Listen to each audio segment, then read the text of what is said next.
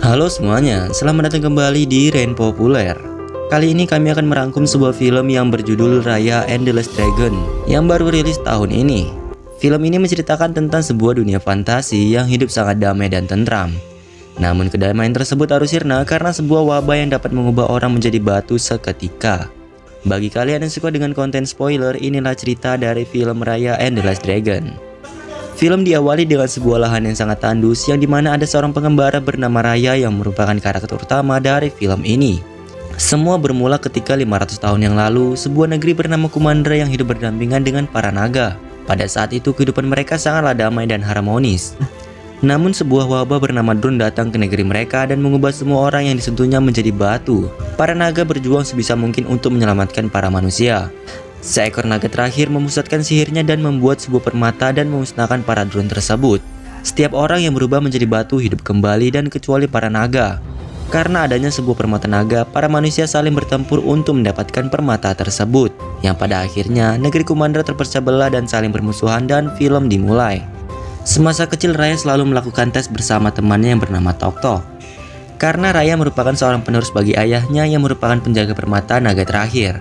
Sejak dahulu keluarga mereka telah bersumpah untuk melindungi permata. Dan kali ini Raya akan mewariskan posisi ayahnya sebagai penjaga permata. Hingga suatu hari ayahnya mengundang semua negeri untuk datang ke negeri mereka, yang dimana dulunya Kumandra terpecah menjadi beberapa bagian, yaitu negeri, ekor, cakar, tulang, dan yang keempat adalah taring yang merupakan musuh terberat mereka. Ayahnya berambisi ingin menyatukan Kumandra kembali dan hidup tanpa adanya bermusuhan. Setelah semua negeri berkumpul, ayah Raya mengucapkan kata sambutan.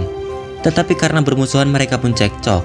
Raya pun turun dan berkata, Who's hungry? Dan ia berkenalan dengan anak kecil bernama Namari yang berasal dari negeri Taring. Setelah membahas beberapa hal, Namari menunjukkan sebuah peta yang dimana legenda menunjukkan naga terakhir bernama Sisu tertidur di ujung sungai. Namari memberikan mainan miliknya kepada Raya sebagai tanda pertemanan. Lalu Raya mengajaknya untuk melihat permata naga. Ternyata Namari memiliki maksud lain, yaitu ingin mengambil permata tersebut. Karena Namari kalah bertarung dengan Raya, ia langsung memberikan sinyal kepada negerinya.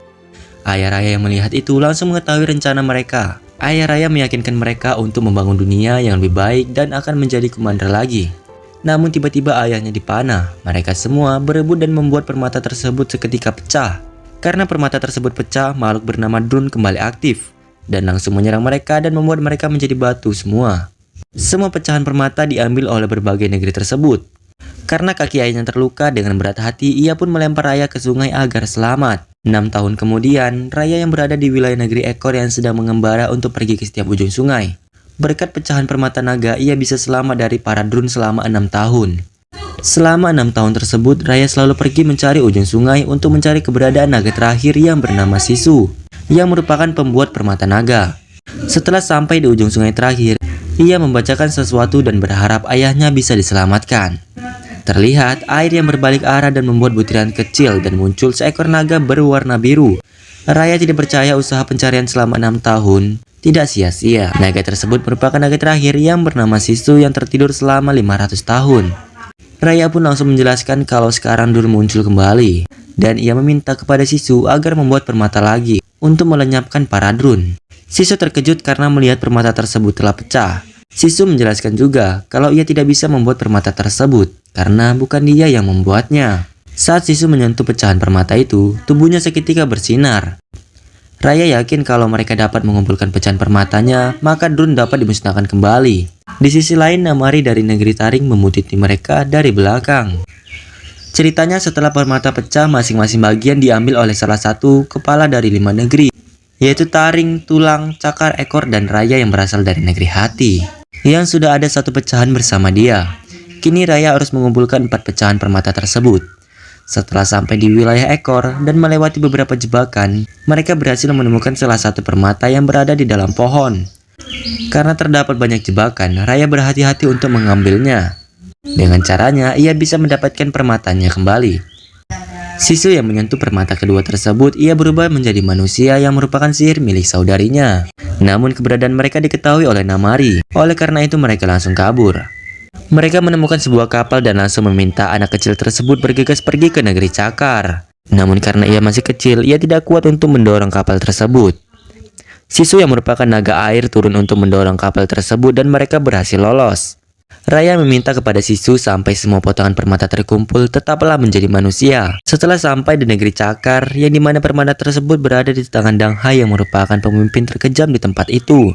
Raya menyuruh Sisu untuk tetap stay di kapal, agar tidak terjadi apa-apa. Ketika menuju rumah Dang Hai, Raya bertemu dengan anak bayi.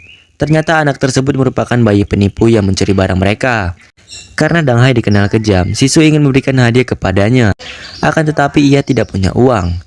Lalu Bun menyuruhnya untuk berhutang. Mendengar hal itu, ia mengambil semua barang di pasar dengan alasan utang. Penduduk tersebut marah karena Sisu seenaknya mengambil barangnya. Lalu seorang nenek-nenek datang melerai dan membawanya. Raya yang terus mengejar bayi tersebut pada akhirnya mendapatkan barang miliknya kembali. Lalu ia menawarkan sebuah uang dan menyuruh mereka untuk mengalihkan perhatian agar Raya dapat masuk. Setelah di dalam, ternyata Dang Hai telah menjadi batu. Kini permatanya berada di tangan nenek-nenek yang bersama Sisu. Ternyata nenek itu menipunya dan menyuruhnya untuk memberitahu di mana keberadaan permata lainnya.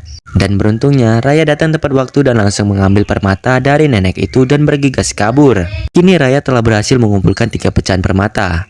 Di sisi lain, di negeri Taring, mereka kehabisan tempat dan mereka perlu memperluas ke daratan utama. Namun ibunya Namari tidak setuju karena terlalu banyak dun. Namari meminta kepada ibunya untuk membawa beberapa tentara kerajaan agar ia bisa menangkap Raya. Ibunya mengizinkan permintaan Raya. Raya yang sudah sampai di wilayah Tulang, dengan cerobohnya Sisu langsung masuk ke daerah tersebut dan membuat mereka tertangkap. Negeri Tulang dikenal dengan kapak mereka. Beruntungnya, Bon yang lainnya datang menyelamatkan mereka dan mengabari kalau Namari ada di dekat mereka. Ternyata seluruh negeri Taring sudah menjadi batu dan hanya Tong yang tersisa. Raya pun meminta bantuan kepada Tong agar mereka bisa kabur. Dan Raya akan mengulur waktu dengan cara bertarung 1 lawan 1 dengan Namari. Sisu yang melihat Raya terpojok datang membantunya. Mereka yang melihat Sisu adalah seekor naga terkejut dan hanya bisa melongo. Yang lainnya pun meminta penjelasan mengapa ia tidak memberitahu sebelumnya kalau Sisu adalah naga terakhir. Raya menjelaskan kalau mereka berdua berencana menyelamatkan dunia. Setelah mendengarkan penjelasan dari Raya dan Sisu, mereka ingin membantunya. Dan Tong memberikan permatanya. Kini mereka telah memiliki 4 permata. Selanjutnya mereka akan pergi ke negeri Taring. Akan tetapi negeri Taring dijaga sangat ketat. Dengan beberapa rencana, Sisu merencanakan dengan cara bernegosiasi dengan Namari. Tentu saja Raya tidak setuju. Lalu Sisu mengajaknya ke negeri Hati yang merupakan kampung halaman Raya. Sekilas ia melihat kembali ayahnya yang membatu. Sisu memperlihatkan saudara-saudaranya yang membatu di tempat tersebut. 500 tahun yang lalu, mereka dikepung oleh lautan Drun. Dan hanya mereka berlima yang tersisa. Saudarinya menyatukan semua sihir dan membuat sebuah permata. Dan mereka mempercayakan permata tersebut kepada Sisu untuk memusnahkan para Drun. Sisu menyarankan kepada Raya untuk bernegosiasi kepada Namari. Raya pun setuju dengan rencana milik Sisu. Dan Raya akan memberikan liontin milik Namari yang diberikannya dulu.